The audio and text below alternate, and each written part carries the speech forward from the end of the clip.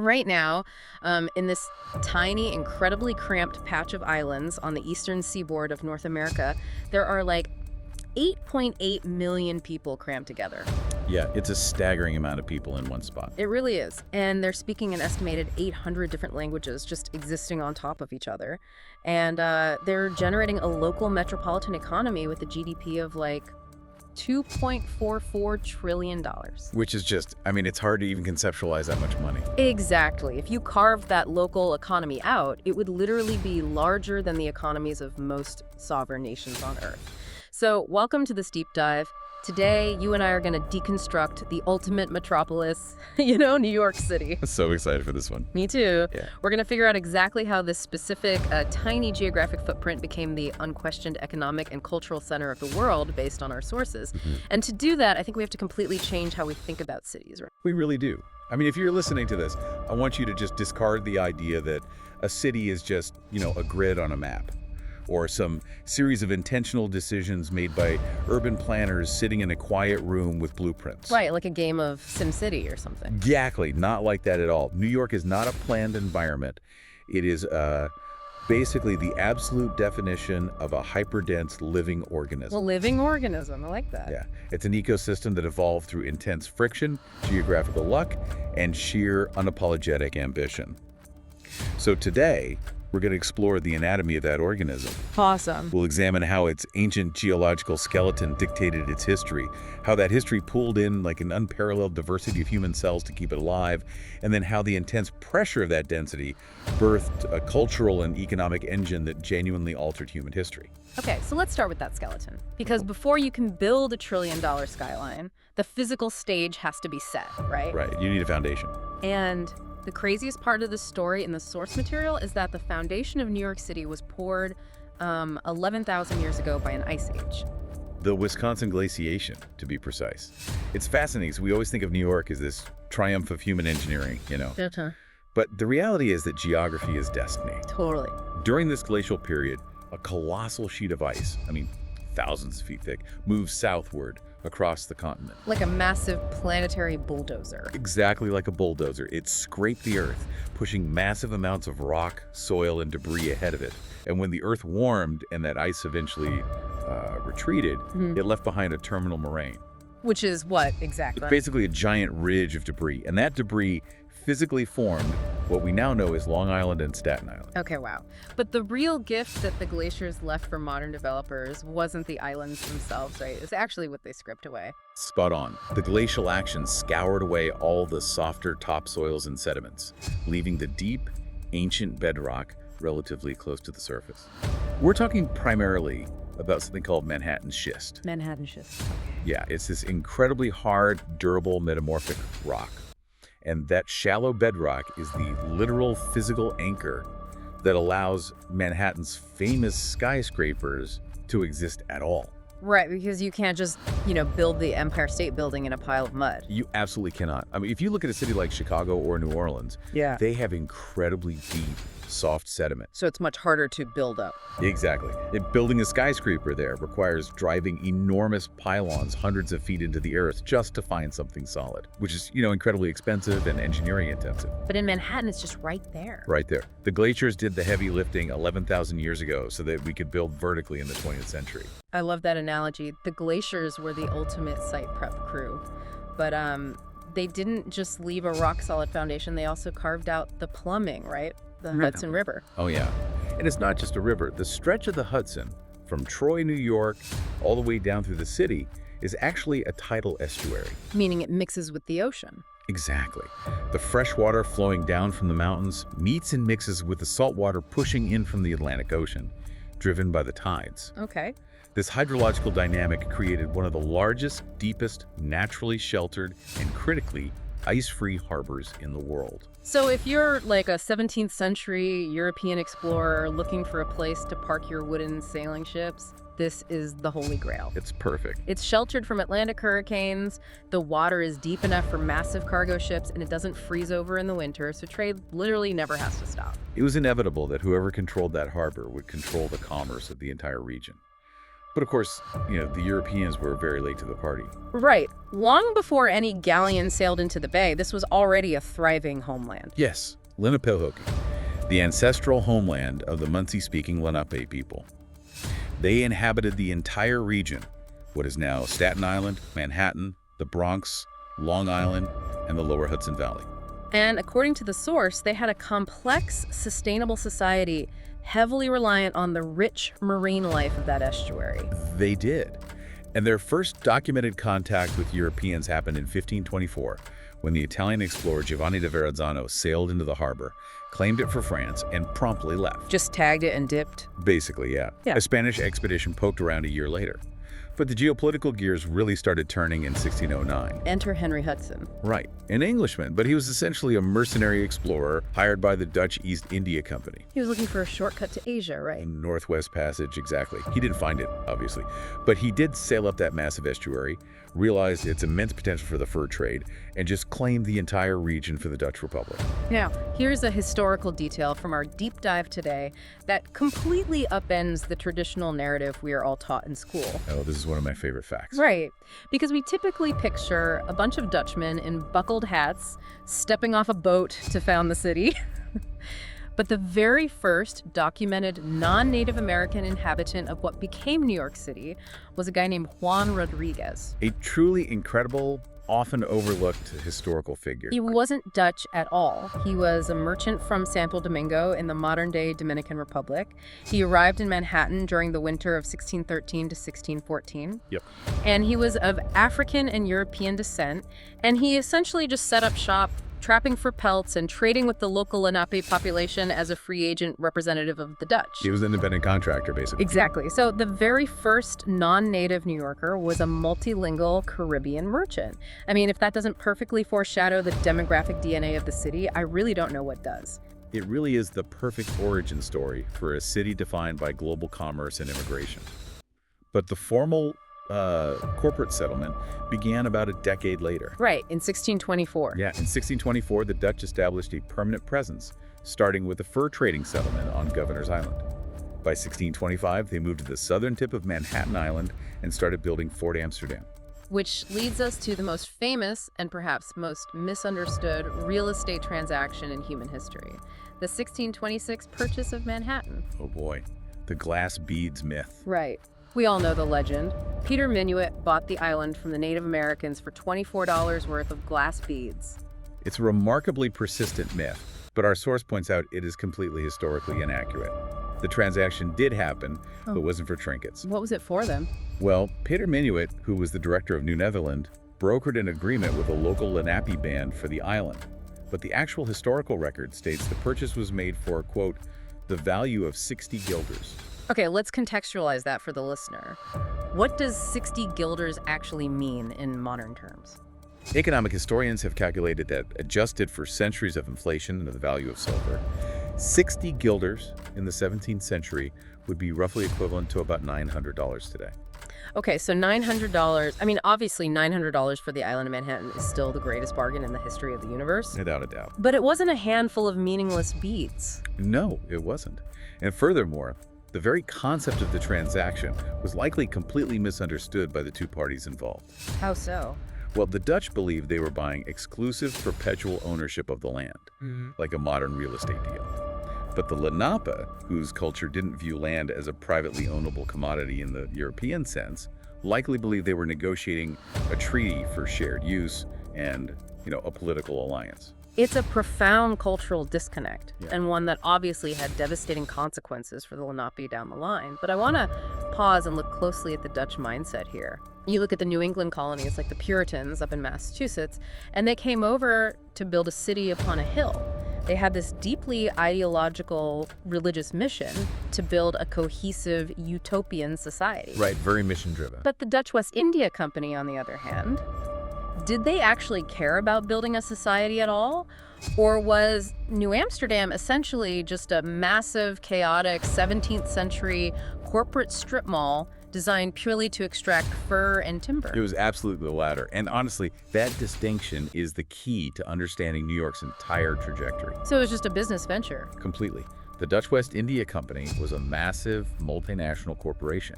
They had an exclusive monopoly over commerce in the region, and their sole directive was to generate dividends for their shareholders back in Amsterdam. They didn't care about civic duty. Not at all. They didn't want the hassle of managing a complex civic society. They just wanted a trading post. Yeah. In fact, the colony grew so agonizingly slowly that in 1628, the company desperately tried to implement something called the patroon system. Right, I read about this. This is where they basically tried to instantly invent feudalism in America. Precisely. They offered vast, sprawling tracts of land along the river, along with almost total political autonomy to any wealthy Dutch investor who could manage to bring over 50 colonists at their own expense. Wow. Yeah, they essentially tried to outsource the cost of colonization to rich guys, making them lords of their own manors. And it was a spectacular failure, right? Because nobody wanted to be a serf in a freezing wilderness when the economy back in the Netherlands was booming at the time. It failed miserably. The company was eventually forced to completely relinquish its precious fur trade monopoly just to encourage independent merchants to come over and produce food, timber, and tobacco, simply so the colony wouldn't starve to death. Which brings us to Peter Stuyvesant. Ah, yes. The last Director General of New Netherland, who took over in 1647, he is often credited with whipping the colony into shape. The famous guy with the peg leg. He improved the infrastructure, built a wall on the northern edge of the settlement, which, fun fact, is where Wall Street gets its name. But he wasn't exactly a beloved democratic leader, was he? No, he was a tyrant. He was a despotic, deeply intolerant administrator. He instituted draconian regulations on taverns and liquor sales. He tried to enforce strict adherence to the Dutch Reformed Church, and he aggressively tried to expel or block other religious groups from settling. Like the Quakers and the Jews. Exactly. He hated the diversity that was naturally bubbling up in the port. He actively tried to stop them from building houses of worship. But this is where the irony of history kicks in for me. Stuyvesant lost that battle, not because the Dutch West India Company were champions of human rights or anything, but simply because bigotry is bad for business. That is exactly what happened. The corporate bosses back in Amsterdam explicitly rebuked Stuyvesant. Yeah, they essentially sent him a letter saying, "We don't care about your religious hang-ups. We need bodies in that colony to cut down trees, load ships, and pay taxes. Let the Jews stay. Let the Quakers trade." Wow. It's a monumental synthesis in urban history. The DNA of New York as a diverse, somewhat tolerant society wasn't born out of noble idealism. It was born out of ruthless, pragmatic capitalism. They needed labor and capital so desperately that they simply couldn't afford to be bigots. That commercial imperative really became the firmware of the city, and it was so successful that it inevitably attracted the attention of a much bigger, much better armed empire, which pivots our narrative from the foundation of the city into the crucible of its history. And the first major pivot happened in 1664. The English decided they wanted the port. So Colonel Richard Nicolls sails a fleet into the harbor and simply demands the keys. And Stuyvesant, as furious as he was, realizes nobody in the town actually likes him enough to fight and die for him. Right, it was a completely bloodless takeover. The English took control, promised that the Dutch residents could keep their property and their religious freedom, and immediately renamed the settlement New York after the Duke of York, the brother of King Charles II. Aside from a weird blip a decade later where the Dutch briefly took it back and renamed it New Orange, which is a name I honestly wish they had kept, it remains New York. New Orange does have a ring to it. It does. But this transition into a major English port city brings us to a massive, fundamental, and frankly horrific aspect of the city's growth. We talk a lot about commerce, about fur and tobacco, but we have to talk about the human capital that actually built the physical infrastructure of the city. We have to talk about slavery. Yeah. It is an uncomfortable reality that shatters a lot of preconceived notions about the American North. By the early 18th century, under English rule, New York became one of the major centers of the transatlantic slave trade. By 1730, an astounding 42% of households in New York City enslaved Africans. I want you to just think about that number, 42%. We have this pervasive historical myth that slavery was entirely a southern plantation phenomenon, and that the northern cities were these bastions of free labor. But almost half the households in New York were utilizing enslaved labor. It was absolutely integral to the city's economy. Enslaved people weren't just domestic servants. They were the literal engine of the maritime economy. They loaded and unloaded the ships, they built the roads, they erected the buildings. Everything was built on their backs. Yes. And the banking and insurance industries that began to sprout in Lower Manhattan were deeply, inextricably tied to the slave-driven agricultural economy of the South and the Caribbean. New York merchants financed the ships, insured the cargo, and profited off the forced labor thousands of miles away while utilizing it right in their own backyards. And the physical evidence of this is literally buried beneath the streets of Lower Manhattan. In the early 1990s, they were excavating a site for a new federal office building near Foley Square, and they made one of the most profound archaeological discoveries in American history. The African burial ground. Yeah. They unearthed a colonial-era cemetery that had been completely paved over and forgotten. It contained the remains of an estimated 10,000 to 20,000 Africans, some enslaved, some free, who lived and died in the city during the 17th and 18th centuries. It is a stark, haunting reminder of the invisible labor force that actually cleared the forests and built the foundational architecture of the metropolis. It's vital context, and it dramatically complicates the way we view New York's role during the American Revolution. Right, because we all learn about the Boston Tea Party, but New York was the true strategic prize of the war. Because of that Deepwater Harbor we talked about earlier, if the British Empire could hold New York, they could control the Hudson River, effectively severing the radical New England colonies from the rest of the continent. And George Washington knew this. He did. That's why in August of 1776, the largest single battle of the entire Revolutionary War took place within the borders of modern-day Brooklyn, the Battle of Long Island. And it was an absolute disaster for the Americans. Washington was outflanked, outgunned, and nearly annihilated. He managed a brilliant, foggy nighttime retreat across the East River into Manhattan, but his forces were continually pushed back, eventually suffering a massive defeat at Fort Washington in northern Manhattan. So he had to flee. Yeah, Washington was forced into a humiliating retreat through New Jersey. From that moment in 1776 until the end of the war in 1783, New York City was the undisputed military and political headquarters for the British in North America. But this is where the history gets incredibly paradoxical based on our source. The city was occupied by a hostile foreign army. A quarter of the city had burned to the ground in the Great Fire of 1776, yet simultaneously it became the largest haven for Black freedom on the continent. It's a fascinating strategic maneuver by the British. Seeking to cripple the rebellious American colonial economy, they issued proclamations promising freedom to any enslaved person who escaped their American masters and joined the British lines. And it actually worked. It worked incredibly well. As many as 10,000 escaped slaves fled into British-occupied New York. It became this incredibly complex, crowded, volatile sanctuary city.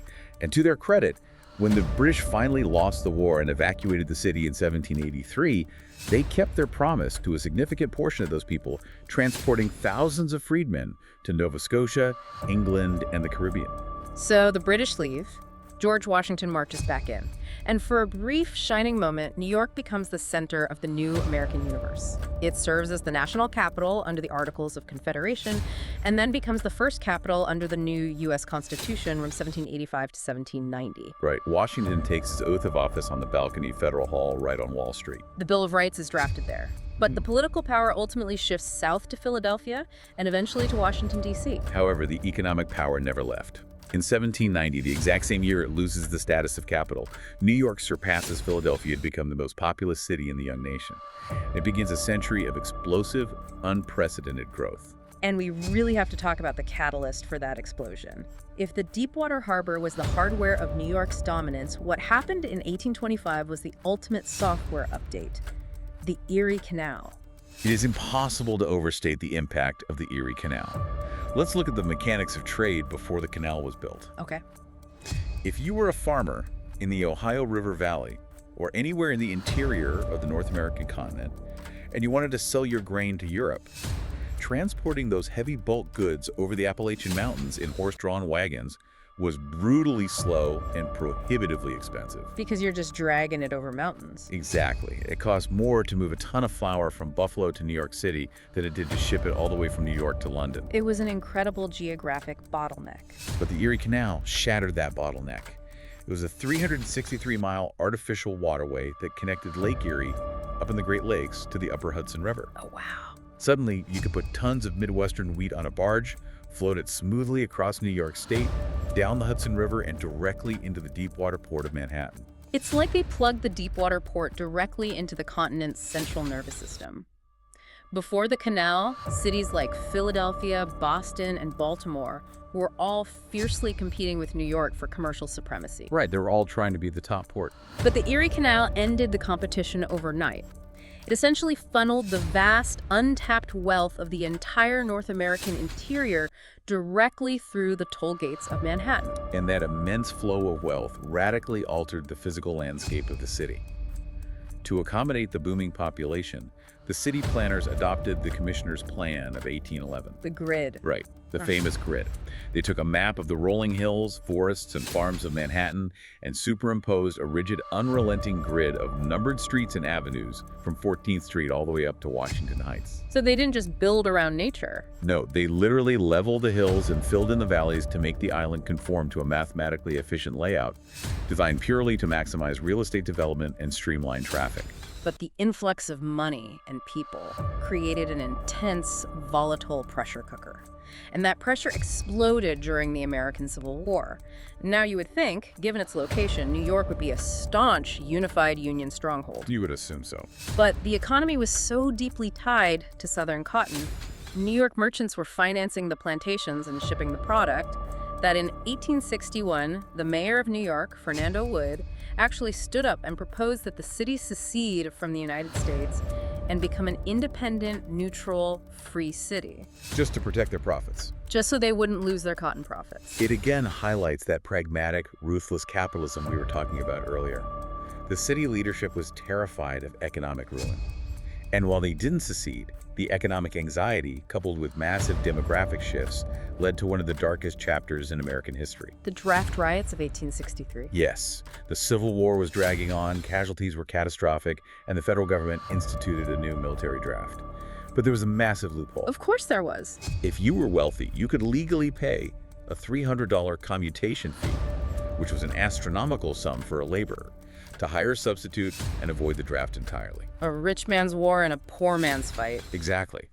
And the fury over this gross inequity ignited the ethnic Irish working class, who were largely the ones being forced to fight. But the protests didn't remain targeted at government. The rage metastasized. It turned into a race riot. It did. For a decade, there had been fierce, bitter competition for low-wage jobs at the docks between newly arrived Irish immigrants and the city's black residents. The draft protests rapidly devolved into horrific, racially motivated terrorism. That was brutal. White rioters attacked the offices of pro-war newspapers, they attacked wealthy homes, and then they systematically hunted down and murdered black New Yorkers. The details from the source are sickening. They burned down the colored orphan asylum. At least 120 people were killed over several days. 11 black men were publicly lynched in the streets of Manhattan. It was so severe that the federal government had to divert army regiments straight from the battlefield at Gettysburg just to deploy artillery in the streets of New York to suppress the riots. The trauma of the event fundamentally altered the city's demographics. Hundreds of black residents fled the city in terror, relocating to Brooklyn, which was a separate city at the time, or leaving the region entirely. Wow. The black population in Manhattan plummeted below 10,000 by the end of the war. It's a stark example of how the intense friction of urban density, when subjected to economic inequality and systemic racism, can combust with catastrophic results. It really shatters any romanticized view of 19th century urban life. But despite this horrific violence, the city continued its relentless expansion.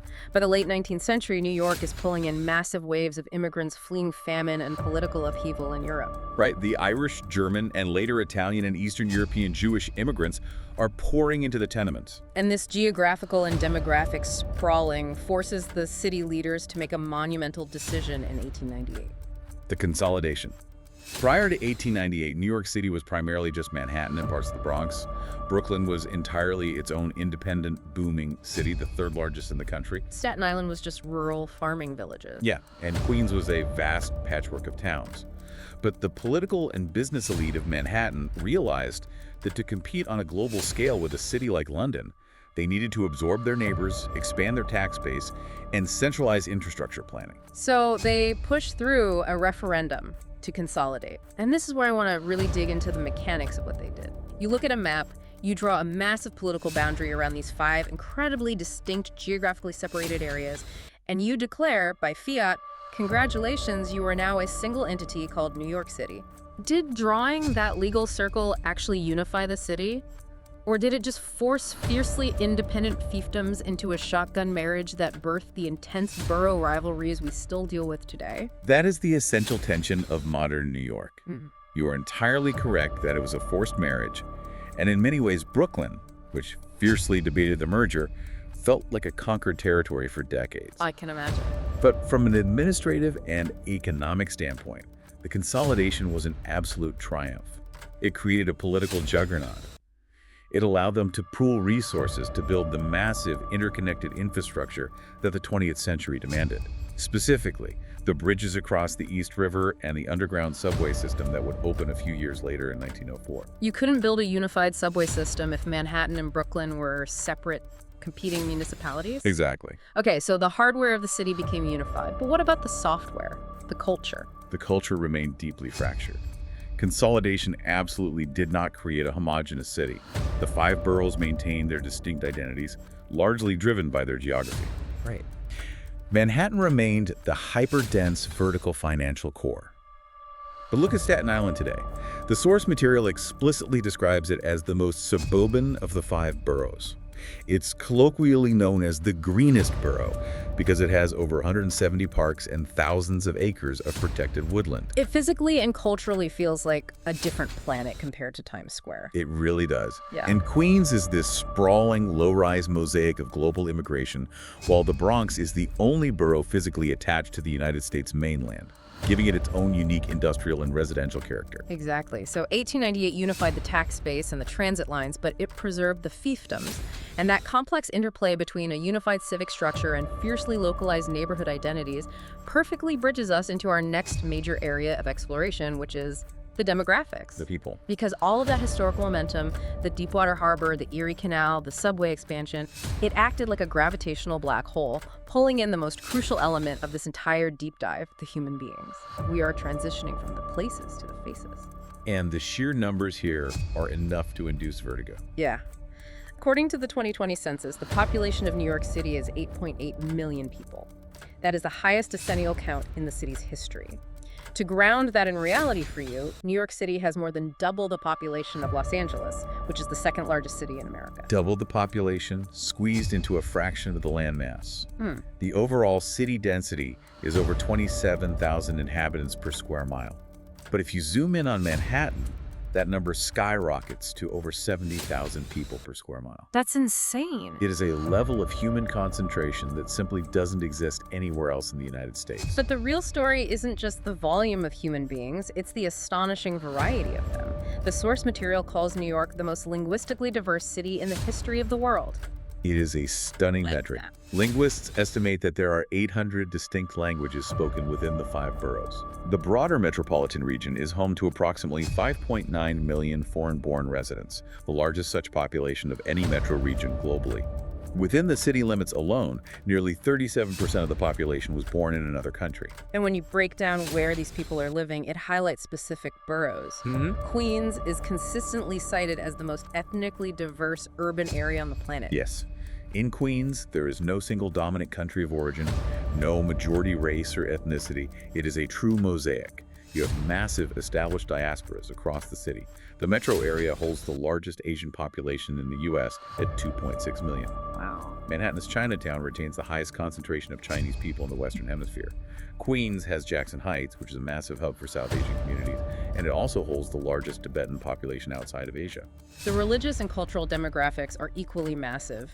The source notes that New York has the highest Jewish population of any city in the world outside of Israel. As of recently, there are nearly 1 million Jewish inhabitants in the city proper. It notes that almost 1 in 4 residents in Brooklyn is Jewish. Beyond that, you have the largest Puerto Rican and Dominican populations anywhere outside of their respective homelands. Massive West African, Caribbean, and South American diasporas, the highest Palestinian population in the United States. It genuinely sounds like a modern Tower of Babel. But here's the critical question regarding this hyperdiversity. With 800 languages, with all these massive distinct diasporas, is this diversity truly integrated? Or if we look closely, is New York actually just a giant honeycomb of isolated ethnic bubbles enclaves where people only interact with their own that just happen to share the same zip code and subway lines? It's the central sociological question of New York, and the reality is a complex mix of both isolation and forced integration.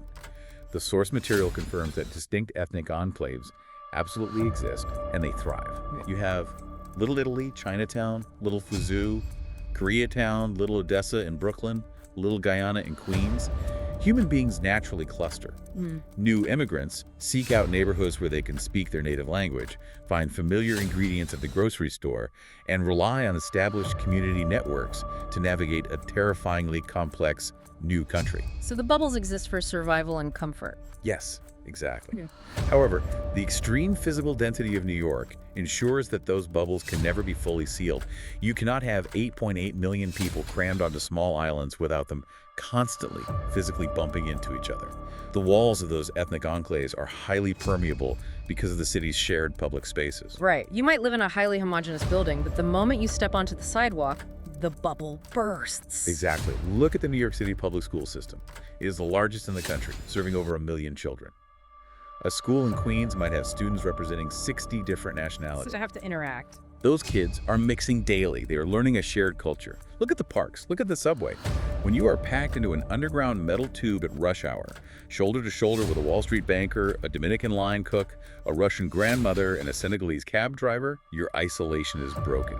That daily, unavoidable physical proximity forces a baseline level of tolerance and ultimately cultural fusion. And that density doesn't just force integration, it creates a very specific kind of socio-political ecosystem. When you pack enough people together, even marginalized communities can achieve a critical mass that grants them power. Which brings us to the LGBTQ+ community in New York. It's a perfect example of density acting as a catalyst. The text highlights New York as the central node of the global LGBTQ+ socio-political ecosystem. It's home to one of the world's largest LGBTQ+ populations, including an estimated 50,000 transgender individuals. And the physical density of specific neighborhoods like Greenwich Village was absolutely vital for the civil rights movement. Precisely. If you are a marginalized, persecuted individual in a small rural town, you are isolated. But in a dense urban neighborhood like Greenwich Village in the mid-20th century, you could find thousands of people just like you. Safety in numbers. That proximity creates safety, it creates shared commerce, and crucially, it creates the ability to organize politically. Which erupted in the summer of 1969. The Stonewall Riots. It began as a spontaneous series of violent protests against a routine police raid at the Stonewall Inn, a gay bar in the village. Right. But because of the density of the community, hundreds and then thousands of people were able to quickly mobilize in the streets over several nights. The source notes this is widely considered the single most important event leading to the modern fight for LGBTQ+ rights. And today that translates into the NYC Pride March, which is the largest pride parade in the world. Exactly.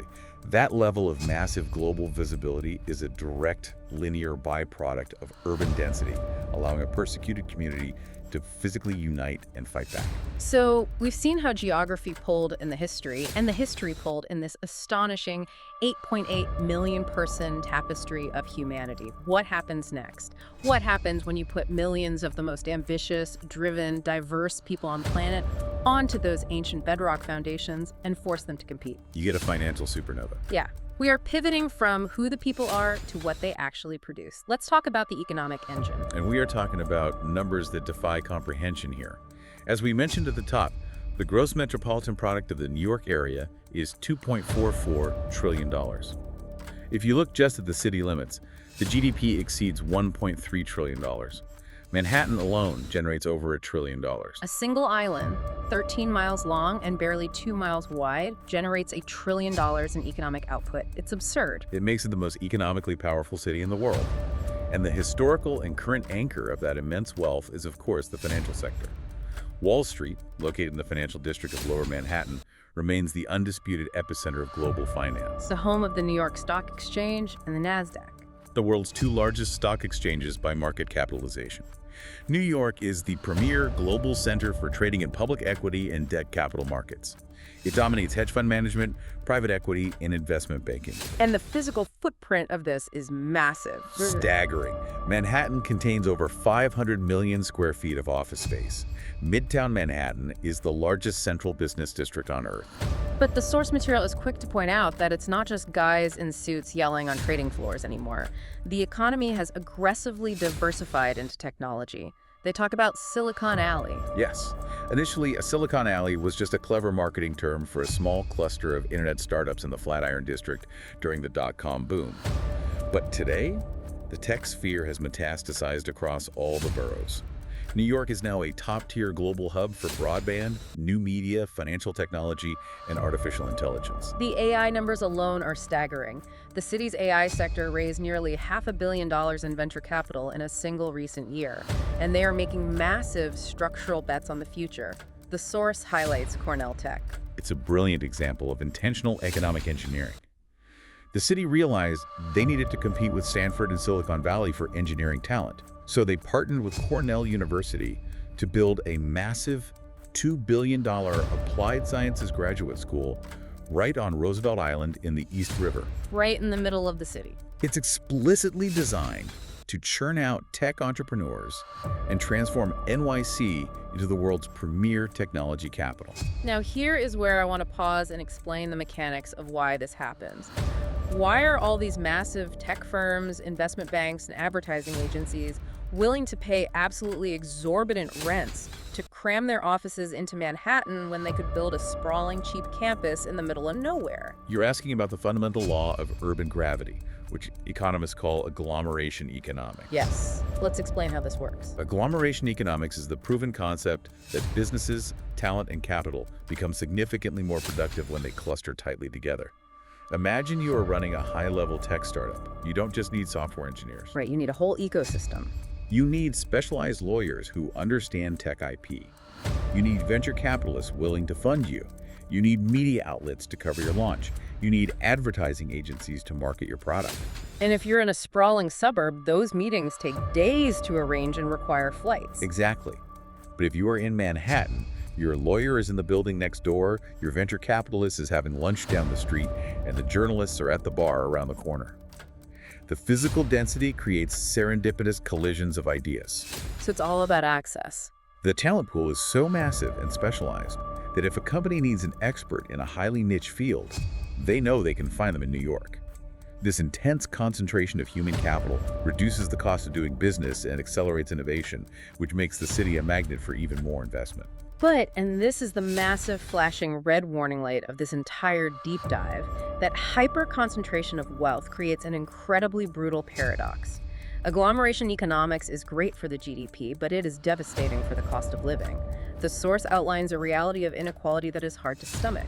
It is the defining crisis of modern New York. The Gini coefficient, which is the statistical measure economists use to gauge income inequality within a population, sits at 0.55 for the city. That indicates severe, extreme income disparity. It's a tale of two cities. On one hand, you have the apex of global wealth. The source notes that New York City is home to 110 billionaires. That is the highest number of billionaires of any city in the world by a significant margin. It boasts the highest concentration of ultra-high net worth individuals anywhere. And on the other hand, you have the housing market, which acts as a punishing tax on anyone trying to participate in this economy.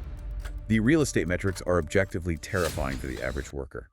Fifth Avenue consistently commands the highest retail rents on the planet, peaking around $22,000 per square meter. Ouch.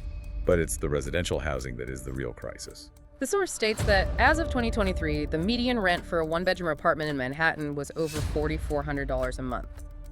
I want you to just pause and think about what you pay for your rent or mortgage right now. Imagine having to cut a check for $4,400 every single month just for the privilege of a single bedroom in a walk-up building. How does that alter your daily priorities? And the cruelest part is that even if you have the money, the apartments simply don't exist. The vacancy rate for rentable apartments recently dropped to a microscopic 1.4%. That is the lowest level since 1968. That's essentially zero. If you are a working-class resident looking for an apartment under $1,650 a month, the vacancy rate is virtually zero, less than 1%. The real estate market in New York isn't just a market. It's a high-stakes, hyper-competitive blood sport. It's a game of musical chairs, where the chairs cost millions of dollars, and the landlords keep taking chairs away. But here's the existential question for the city. If the rent is $4,400 and the vacancy rate is 1%, aren't we risking choking off the very lifeblood of the city? The young, hungry talent, the artists, the new immigrant families, the exact people who built this city's dynamic economy in the first place. How can they afford to participate in agglomeration economics if they can't even afford a place to sleep? You have identified the exact mechanism that causes great cities to stagnate and die. If a city becomes exclusively a playground for the ultra-wealthy, it loses its creative edge, its service sector collapses, and it eventually rots from the inside out. But the source material shows that New York's historical survival mechanism is its ability to constantly shift its own geographic center of gravity, right? Exactly. When Manhattan became too expensive for the working class and the artists, the organism didn't die. It expanded. We saw this vividly over the last 2 decades with the massive rise of Brooklyn. Right. Brooklyn transformed from a largely working class and industrial borough into a global hub for entrepreneurship, tech startups, and postmodern art. Downtown Brooklyn has exploded with skyscrapers to become the largest central core neighborhood outside of Manhattan. And it doesn't stop there. No, and as Brooklyn becomes too expensive, that creative and economic frontier is actively pushing deep into Queens and the South Bronx. The city relies on this relentless geographic reinvention to prevent becoming a victim of its own success. It's like the organism grows new, vital limbs when the central heart gets too congested. And that intense economic pressure cooker, that friction of millions of ambitious people grinding it out to afford those astronomical rents, it doesn't just produce GDP, it produces a diamond. And that diamond is the culture. We are transitioning now from the spreadsheets of Wall Street to the streets, the stages, and the plates of the metropolis. And the absolute foundation of that cultural output is something intangible but universally recognized: the pace. The source explicitly characterizes New York by its fast pace of life, which spawned the global idiom, a New York minute. The idea that time literally moves faster there. You feel it the absolute second you step out of Penn Station. The sheer velocity of the pedestrians is startling. It is a profound psychological adaptation to extreme density. When you have millions of people attempting to navigate crowded, narrow sidewalks, and everyone is rushing to catch a subway train that runs on a tight schedule, walking fast and processing visual information rapidly isn't just a cultural quirk, it is a vital survival mechanism. If you walk slowly, you get run over. If you walk slowly, you disrupt the flow of the organism. This constant high-velocity friction breeds a very specific type of psychological resilience and bluntness, which the source notes has been absolutely crucial in how the city's population managed the traumatic impacts of events like 9/11 and the COVID-19 pandemic. It's an aggressive, unrelenting energy, and that energy fuels an artistic output that is staggering in its scale. Let's look at the performing arts. The art sector is a massive industrial complex. Manhattan is the undisputed central hub of the American theater scene. The Broadway theater district, clustered primarily around Times Square in Midtown, represents the premier tier of English-language theater globally. And it is a monopoly. In a typical recent season, Broadway theaters sold over $1.5 billion worth of tickets to over 12 million attendees. You don't go to New York to see a play. You go to New York because it is the only place on earth where the density of theatrical talent, investors, and eager tourists allows productions of that scale to exist night after night. The visual arts infrastructure is equally dominant. The text points us to Museum Mile on the Upper East Side. It is a single stretch of Fifth Avenue that contains 9 major museums. The crown jewel, of course, is the Metropolitan Museum of Art. The Met is the largest art museum in the Americas.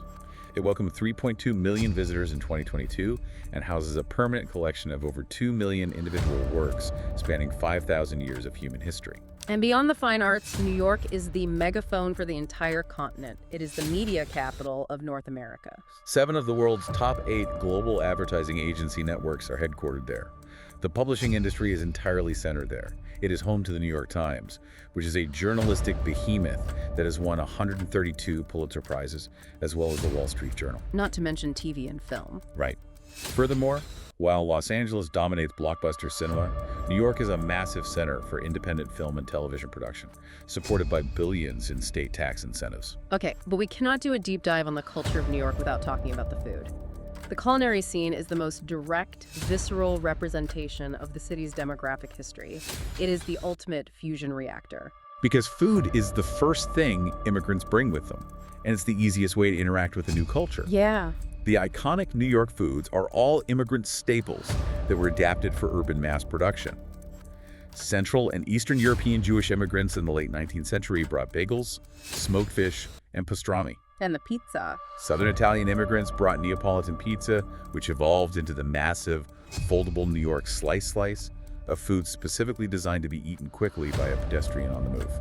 And the street food has evolved so much. It used to be just hot dogs and pretzels. Today, there are an estimated 4,000 mobile food vendors operating on the sidewalks, and the standard street meat is Middle Eastern halal chicken and rice, falafel, and kebabs. But my favorite detail from the source regarding food is the Queens Night Market. Oh, it is a phenomenal cultural phenomenon. The Queens Night Market is an open-air market that attracts tens of thousands of people nightly during the summer.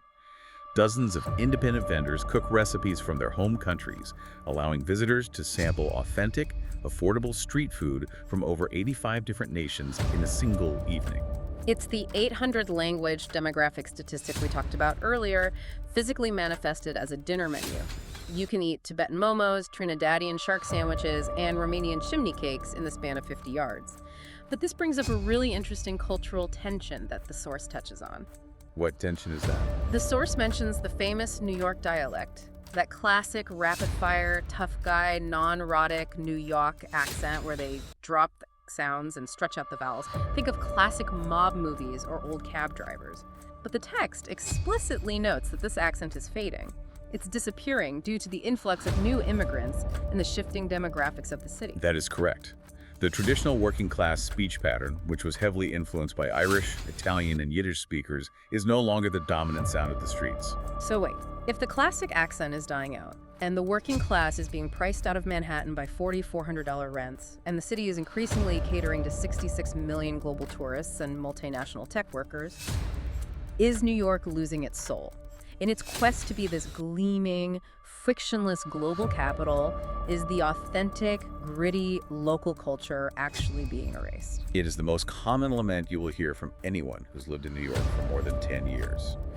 Everyone believes the real New York died the day after they moved there. But if we analyze the broader historical patterns in our source material, we see a completely different reality. A reality where the culture isn't dying. Exactly. The culture isn't dying. It is simply doing what it has always done. It is being aggressively overwritten by the newest arrivals. The classic New York accent that people mourn wasn't native to the Lene. It was a bizarre linguistic mashup created by European immigrants colliding in the tenements of the 1890s. That makes sense. The culture of New York is not a static museum exhibit that needs to be preserved behind glass. The Queens Night Market, with its Jamaican jerk chicken and Bengali fuchsia, is the new, authentic local character. The culture of New York is, fundamentally, change itself. I love that framework. The organism is constantly shedding its old skin and growing a new one. But an organism this massive, supporting 8.8 million human beings, trillions of dollars, and millions of tourists, requires a colossal, unimaginably complex physical support system just to keep from collapsing in on itself. Which brings us to our final major area of exploration, the nervous system. We have to look beneath the concrete to see how the city actually survives day to day. We're talking about megacity engineering on a scale that is difficult to fathom. The infrastructure of New York is a series of invisible miracles that residents take for granted until they break. And the crown jewel, the absolute vital circulatory system of the organism, is the New York City subway. 472 distinct stations. It is one of the world's largest, most complex, rapid transit systems. And crucially, this is what separates it from almost every other major transit system in London, Paris, or Tokyo. Nearly the entire system operates 24 hours a day, 7 days a week, 365 days a year. Let me give you a metaphor for why the subway is so vital. Think of the intense economic engine of Wall Street and Midtown as the processor of a massive supercomputer. If you run a processor that hard, it generates an immense amount of heat, and if you don't cool it down, it melts. The subway is the cooling fan.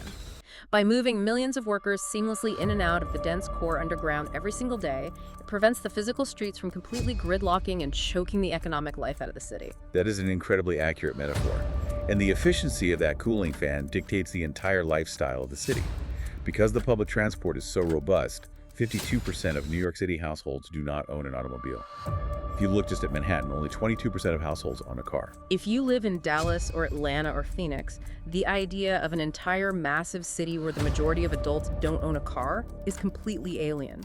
Nationwide, 91% of American commuters drive to work. And this unique reliance on mass transit, combined with the dense multifamily housing, creates a massive environmental paradox.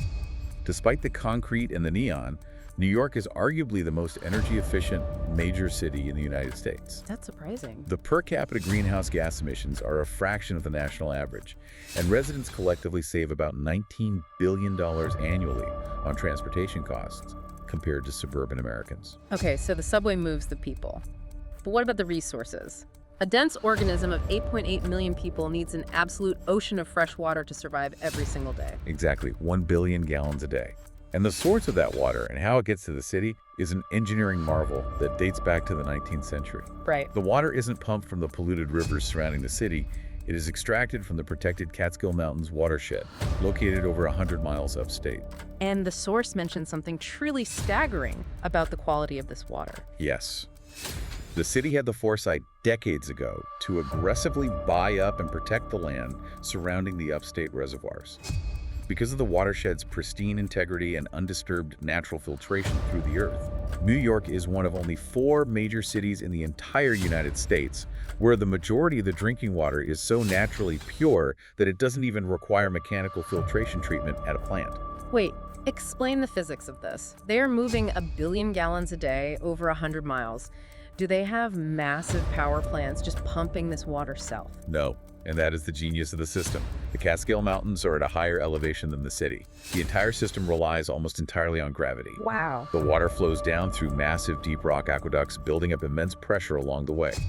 By the time it reaches the city, natural gravity provides enough pressure to push the water up to the 6th floor of most buildings without the need for a single mechanical pump.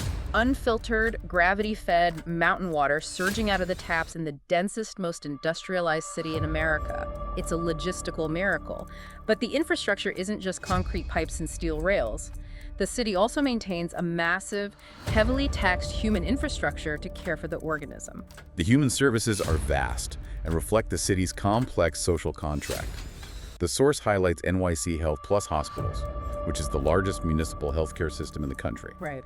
It operates 11 acute care hospitals and dozens of clinics, serving over 1.4 million patients annually, including hundreds of thousands of low-income and uninsured residents who would otherwise have no access to care.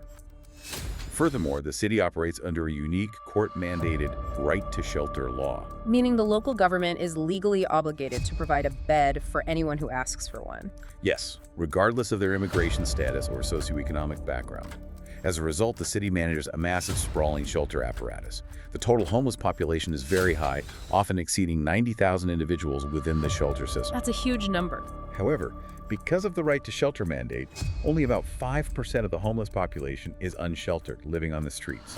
This is a significantly lower percentage of visible outdoor homelessness compared to cities like Los Angeles or San Francisco. But this entire massive apparatus, the subways, the water, the hospitals, is constantly being tested by disaster. The source material does not shy away from the intense traumas this organism has endured. It is a profoundly resilient organism, but it has suffered massive traumatic wounds. We discussed the yellow fever epidemics of the colonial era and the violence of the draft riots. In modern times, the defining trauma is, of course, the September 11 terrorist attacks in 2001. Yeah. The destruction of the World Trade Center resulted in 2,753 deaths in the city, including devastating losses for the city's first responders, 343 firefighters, and 71 law enforcement officers.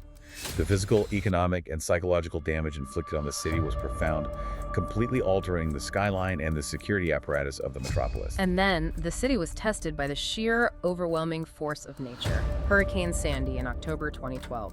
Sandy exposed the terrifying vulnerability of the city's geography. It brought a massive destructive storm surge that overwhelmed the coastal defenses. It caused 43 deaths in the city and an estimated $19 billion in economic losses. I remember seeing the footage. The East River literally spilled over its banks into lower Manhattan. It flooded the subway tunnels, destroyed thousands of homes in Queens and Staten Island, and plunged massive swaths of Manhattan south of 39th Street into total darkness for days by destroying electrical substations. And more recently, the city's defining characteristic, its dense, hyper-connected global population, made it the early global epicenter of the COVID-19 pandemic in early 2020. The virus exploited the very density that makes the city thrive. Right. Over 80,000 residents died, the economy was temporarily shattered, and the streets emptied in a way that had never been seen in the city's history. And while the city has largely recovered from the pandemic, the source highlights an ongoing slow-motion environmental threat that is genuinely terrifying. We noted earlier that New York is an oceanic port city. That makes it highly vulnerable to global warming and rising sea levels. But the threat isn't just that the water's rising. The source explicitly details a phenomenon called land subsidence. The city is literally sinking. Yes. The sheer, incomprehensible physical weight of its million-plus buildings, the millions of tons of concrete and steel we've been discussing, is causing the actual landmass of the city to slowly compress and sink at a rate of 1 to 2 millimeters a year. Wow. When you combine the sinking land with the rising Atlantic Ocean driven by climate change, the threat to the coastal infrastructure is existential. Okay, I have to stop and ask the hard question here. We just spent an hour talking about how the shallow bedrock allowed them to build this massive concrete jungle and how the Deepwater Harbor made them rich.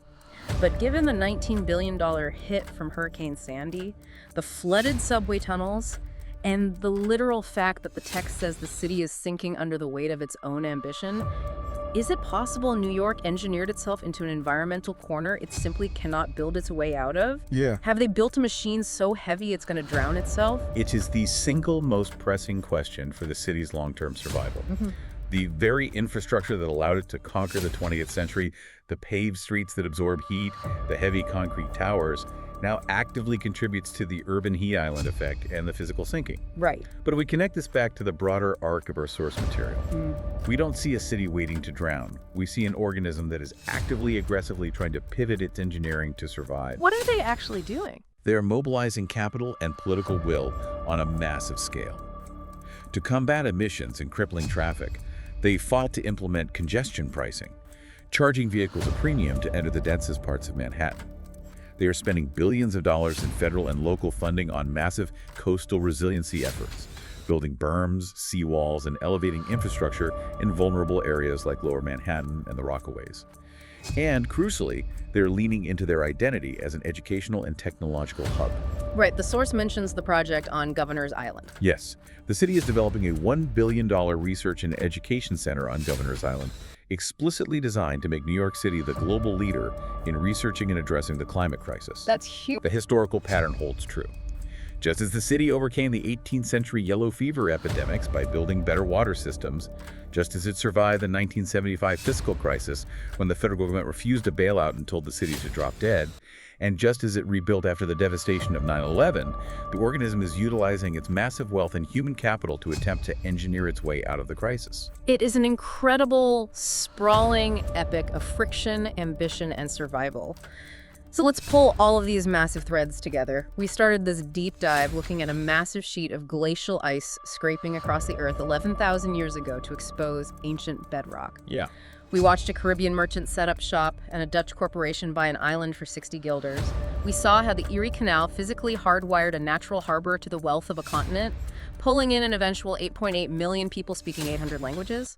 They endured riots, epidemics, and terrorist attacks to build a $2.4 trillion megacity that genuinely never sleeps. It really is the ultimate testament to the terrifying magic and the relentless friction of extreme human density. It truly is a singular human achievement. But as we wrap up our analysis of this immense source material, I want to leave you with one final provocative concept to ponder. It's a tension that is subtly woven throughout the modern data we've reviewed. Okay, let's hear it. We know the city is physically sinking due to climate change. We know that the real estate market in Manhattan has become astronomically, perhaps unsustainably expensive with microscopic vacancy rates.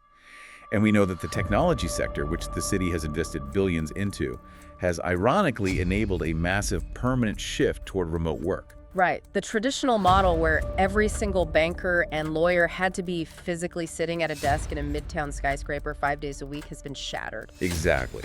So if the traditional model of a hyper-centralized, physically dense concrete business district becomes physically threatened by rising oceans and economically unsustainable for the young talent who actually produce the culture, what happens next? That is the question. If agglomeration economics can suddenly happen over a Zoom call, will the New York of the year 2100 even need the physical density of Manhattan to maintain its global power?